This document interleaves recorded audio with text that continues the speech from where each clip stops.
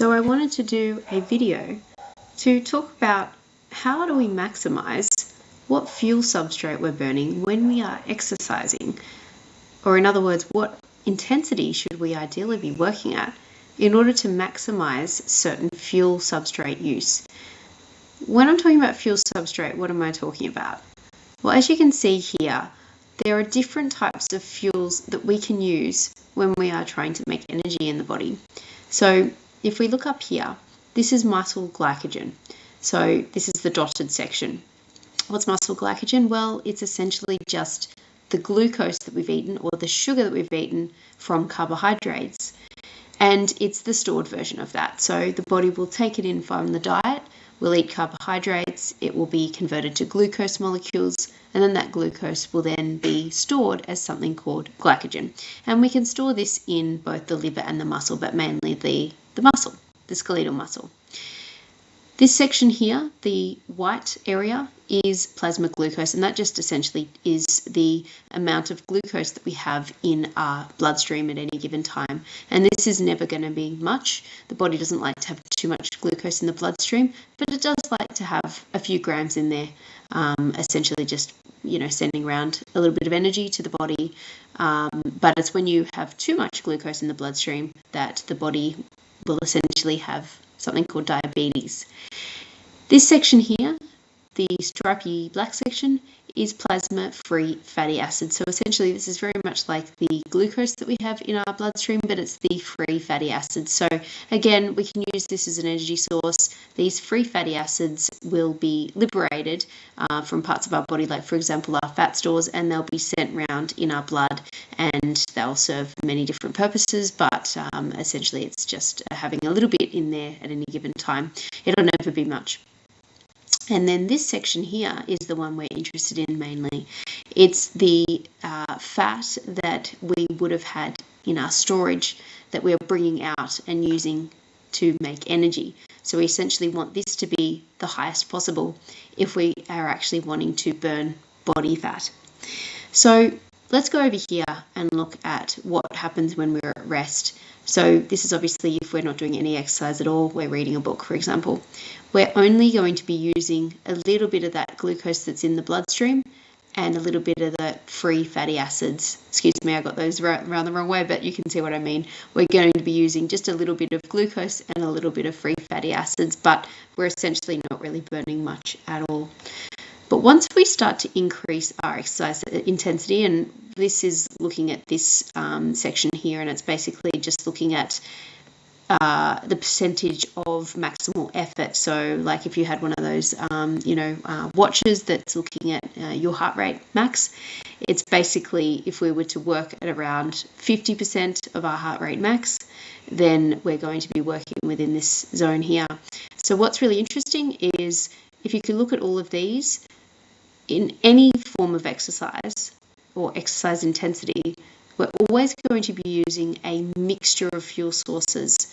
We're not ever going to be just using one at any given time. We don't sort of switch from one to the other and only use it. So for example, we don't just use glucose in high intensity and then switch over to fat for more endurance work.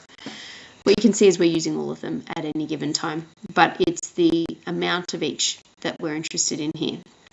So if we were to increase our exercise intensity to about 50% heart rate max, which is essentially like a light jog for most people, we are going to be using some of our muscle glycogen.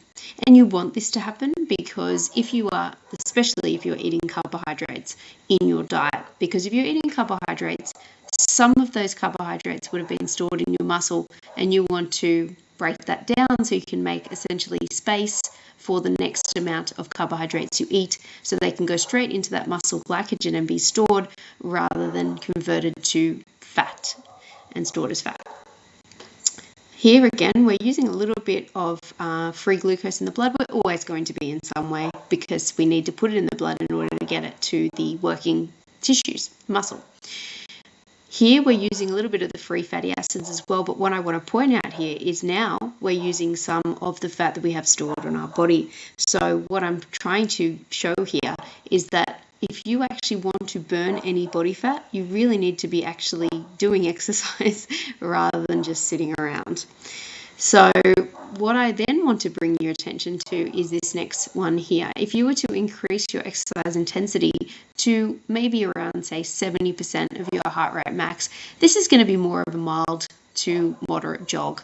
This is where you're working a little bit harder, and you probably can't do it for too long. You're starting to get a little bit of lactic acid, but you can, you don't have to, you can do more than about 30 seconds essentially. What's important to understand here is that, again, yes, of course, we're using some muscle glycogen. We're using some glucose in our blood and some plasma free fatty acids. But again, we're still using fat stores. And in fact, this is the exercise intensity around 70% heart rate max that is actually going to get us in the zone where we're burning the most body fat. What happens though if you increase your exercise intensity more and you start looking at around 80% heart rate max? So to give you a bit of an idea, this is going to be where you're working in the point of, say, you're getting to the point where you really can't work for very long. If you hit 100% heart rate max, that is where you literally can't work for more than maybe 10 to 20 seconds. That's the most, and then your body will say, no, stop, I can't work anymore, just because of the buildup of lactate. It will hurt too much. So if you're working within 80% heart rate max, this is hard. What I do want to point out is, again, we are still using all the other fuel substrate, and when you compare it to the other amounts of exercise that we're doing in intensity, we're actually burning the most overall fuel substrates here. But what are we burning mainly? We're burning mainly muscle glycogen, and we're not really burning very much of the fatty acids that you've taken from your fat stores. So if you were to increase your exercise intensity to this point where you're working really hard, doing more things like sprints and stuff, you're actually burning less body fat.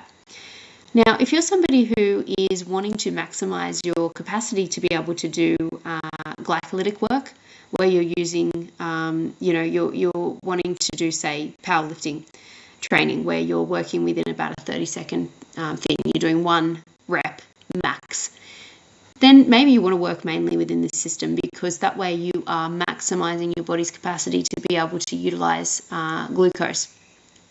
And we know that when we are doing glycolytic work, where it's very fast and intense exercise that we can't do for more than about 10 to 20 seconds, we're only really going to be maximizing glucose usage. And again, we're not using much fat.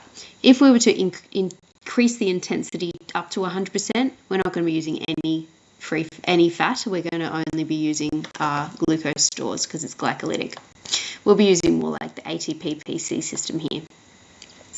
So essentially what I'm wanting to point out is that if you are somebody who is wanting to maximize your body fat usage when you're in the gym, you're going to be wanting to work within this sort of exercise intensity, so about 65 to 70% heart rate max, or a moderate jog, or weights that are really, it's getting your heart rate up. It's you can't do it for very long, and you have to take breaks, but you are you're going to be burning the most fat during this time.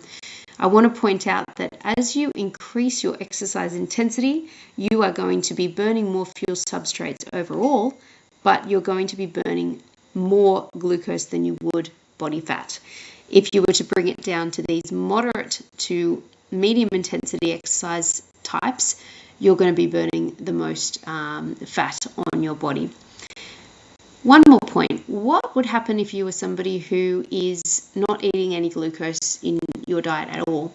So, for example, you're on a low-carb diet and you're relying on your body's ability to make glucose.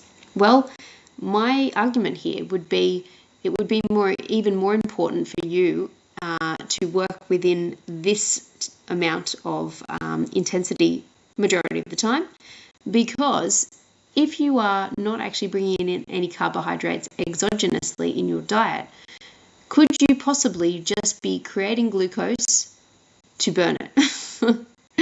So I think that's an interesting point to make here, and that's likely what is going to be happening. Whereas if you are working within this sort of amount of exercise intensity, you are going to be maximizing the utilization of fat stores. And when you're in a low carb state and you're burning mainly fat, you are going to want to maximize what you're really good at here. So anyway, I hope this is interesting to you. I hope it makes sense. Please DM me if you have any more questions, if you want any more videos on these sort of topics. Thanks very much.